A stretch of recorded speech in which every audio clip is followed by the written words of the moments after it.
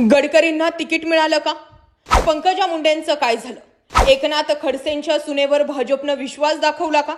आणि सुजय विखे विरुद्ध निलेश लंके हा सामना बघायला मिळणार का? अशा अनेक प्रश्नांची उत्तरं आजच्या व्हिडिओमधून मिळणार आहेत. लोकसभा निवडणुकींचा रणसंग्राम सुरू झाला. उमेदवारांच्या नावाच्या याद्या जाहीर होत आहेत. काल संध्याकाळी भाजपनं देशातील लोकसभेच्या उमेदवारांची दुसरी यादी जाहीर केली. यात महाराष्ट्रातील 20 उमेदवारांची नावं जाहीर करण्यात आली.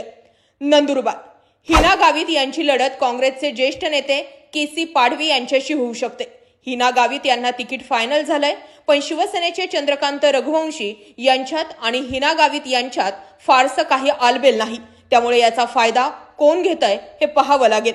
धुळे सुभाष भामरे यांना सुद्धा काँग्रेसचंच आव्हान असणार आहे. जळगाव स्मिता वाघ यांना तिकीट दिलं गेलंय. 2019ला उन्मेष पाटील यांना भाजपकडून मैदानात उतरवलं गेलं होतं. त्यांनी राष्ट्रवादीच्या गुलाबराव देवकर यांचा पराभव केला होता. पण आता राष्ट्रवादी भाजपा सोबत आहे, तर स्मिता वाघ यांना आता लढा सोपा जाऊ शकतो. उन्मेष पाटील यांचं लोकसभेचं तिकीट कापलं गेलंय. रावेर रक्षा खडसे यांच्यावर पुन्हा एकदा भाजपनं विश्वास दाखवला. दरम्यान रावेर लोकसभेच्या खासदार रक्षा खडसे यांना तिकीट जाहीर झाल्यानं रावेर लोकसभेसाठी भाजपामधील एक इच्छुक गट नाराज झाल्याची माहिती आहे. तर राष्ट्रवादीकडून रोहिणी खडसे यांना तिकीट देऊन मैदानात उतरवलं जाऊ शकतं. अकोला अनुप धोत्रे यांना अकोला लोकसभा मतदारसंघामध्ये संधी देण्यात आली. अकोल्यामधून कदाचित प्रकाश आंबेडकर यांचं आव्हान अनुप धोत्रे यांना असू शकतं. वर्धा रामदास तडस यांना संधी देण्यात आली आहे. त्यांच्या समोर काँग्रेसचं आव्हान असेल. नागपूर नितीन गडकरी यांचं तिकीट फायनलच होतं. त्यांना फारसं कुणाचं आव्हान नाही. नाना पटोले पुन्हा त्यांच्या विरोधात मैदानात येतात का हे बघण्यासारखं असणार आहे. दरम्यान नागपूरमधून ही निवडणूक बिनविरोध व्हायला हवी अशी देखील नितीन गडकरी यांच्या समर्थकांचं मत आहे. चंद्रपूर सुधीर मुनगंटीवार यांना लोकसभा निवडणूक लढवण्याची इच्छा नव्हती, पण पक्षानं त्यांना उमेदवारी दिली आहे. त्यामुळे सुधीर मुनगंटीवार निवडून येतात की नाही हे पाहणं गरजेचं आहे, की स्वतःच्या खासदारकीचा पत्ता कट करून पुन्हा विधानसभेच्या रिंगणात येतात हे पाहणंही महत्वाचं आहे. नांदेड प्रताप पाटील चिखलीकर यांच्याबाबत वेगवेगळ्या चर्चा सुरू होत्या, पण अखेर त्यांनाच उमेदवारी मिळाली आहे. जालना रावसाहेब दानवे यांच्यावर पुन्हा भाजपनं विश्वास दाखवलाय.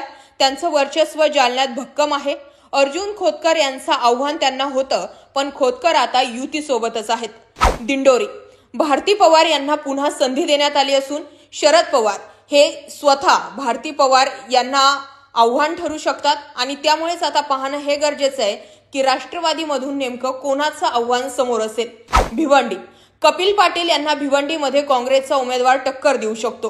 उत्तर मुंबई गोपाल शेट्टी यांच्या जागी पियुष गोयल यांना संधी देण्यात आली आहे. मुंबई उत्तर पूर्व मनोज कोटक यांना भाजपनं 2019 मध्ये पहिल्यांदा लोकसभेची संधी दिली होती. या निवडणुकीत त्यांचा विजय झाला होता, पण आता आगामी निवडणुकीत त्यांचं तिकीट कापण्यात आलंय. त्यांच्याऐवजी मिहिर कोटेंचा यांना संधी देण्यात आली आहे. पुण्यात गिरीश बापट खासदार होते. तिथे अजित पवार राष्ट्रवादी गट उमेदवार देऊ शकला असता, पण दादा आता भाजपा सोबत आहेत. त्यामुळे भाजपकडून मुरलीधर मोहोळ यांना संधी देण्यात आली आहे. त्यांची लढत मनसेच्या वसंत मोरेंशी झाली असती, पण त्यांनी मनसे सोडली आहे. त्यामुळे आता मनसेकडून आणि उद्धव ठाकरे गट किंवा पवार गट कोणता उमेदवार देतो हे पाहणं गरजेचं आहे. यासोबतच मोहोळ यांच्या समोर रवींद्र धंगेकर यांचं सुद्धा आव्हान असू शकतं. अहमदनगर सुजय विखे पाटील यांचं तिकीट कापलं जातंय की काय अशी शंका होती, परंतु त्यांना तिकीट फायनल झालंय आणि त्यांचा सामना निलेश लंके यांच्या पत्नी राणीताई लंके यांच्याशी होऊ शकतो. आणि निलेश लंके आज 4 वाजताच राष्ट्रवादी काँग्रेसमध्ये शरद पवारांच्या उपस्थितीमध्ये प्रवेश करणार आहेत. 5 बीड प्रीतम मुंडे यांचं तिकीट कापून पंकजा मुंडे यांना संधी देऊन त्यांचं पुनर्वसन भाजप करताय. पण प्रीतम मुंडे यांचं पुनर्वसन कसं होणार हे पाहणं महत्वाचं असणार आहे. त्यासोबतच बहिणीचीच जागा दुसऱ्या बहिणीला मिळाल्यानं तसंही पाहायला गेलं तर पुनर्वसन होतच नाही. लातूर सुधाकर शृंगारे यांना भाजपनं मैदानात उतरवलंय. विलासराव देशमुख यांचा हा जिल्हा, त्यामुळे काँग्रेसचं आव्हान इथे भाजपा समोर असेल. माढा रणजितसिंह निंबाळकर यांना तिकीट दिलं गेलंय. यांना शरद पवार गटाचं आव्हान असेल. सांगली या लोकसभा मतदारसंघातून संजय काका पाटील भाजपकडून मैदानात असतील. विरोधक कुणाला संधी देत आहे हे पाहण्यासारखं असणार आहे. त्यासोबतच या ठिकाणी संजय काका पाटील यांच्या विरुद्ध आत्ताच ठाकरे गटामध्ये प्रवेश केलेले चंद्रहार पाटील यांना सुद्धा निवडणुकीच्या मैदानात संजय काका पाटील यांच्या विरोधात उतरवलं जाऊ शकतं. आता कुणाचं तिकीट कापलं गेलंय त्यावरती सुद्धा आपण बोलूया। भाजपनं या यादीत काही नव्या चेहऱ्यांना संधी दिल्यामुळे 4 विद्यमान खासदारांचं तिकीट कापलं गेलंय।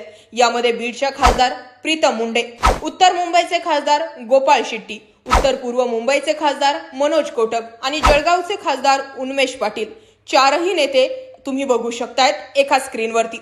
यांचं तिकीट कापलं गेलंय। त्याऐवजी इतर महत्त्वाच्या आणि नव्या चेहऱ्यांना संधी देण्यात आली आहे। बारामतीप्रमाणे रावेरमध्ये भाऊजय विरुद्ध ननंद सामना आहे। रक्षा खडसेंच्या उमेदवारीवरून नाराजी सुद्धा आहे। जळगावच्या रावेरमध्ये राष्ट्रवादीचे नेते विधान परिषद आमदार एकनाथ खडसे यांच्या सूनबाई रक्षा खडसे यांना उमेदवारी देण्यात आली आहे। रक्षा खडसे या भाजपच्या विद्यमान खासदार आहेत, मात्र त्यांना उमेदवारी दिल्यानं भाजपचे स्थानिक एकनिष्ठ कार्यकर्ते नाराज झालेत। रावेर लोकसभेच्या खासदार रक्षा खडसे यांचं तिकीट जाहीर झाल्यानं रावेर लोकसभेतील भाजप इच्छुक एक गट नाराज झाल्याची माहिती आहे। इच्छुक उमेदवार स्वर्गीय हरिभाऊ जावळे यांचे चिरंजीव अमोल जावळे यांचं तिकीट कापल्यानं हा नाराजीचा सूर असल्याची माहिती आहे। आता पाहणं हे गरजेचं आहे की यांच्यापैकी नेमकं निवडून कोण कोण येतं। तुमचं मत याबाबत काय? कमेंट जरूर करा।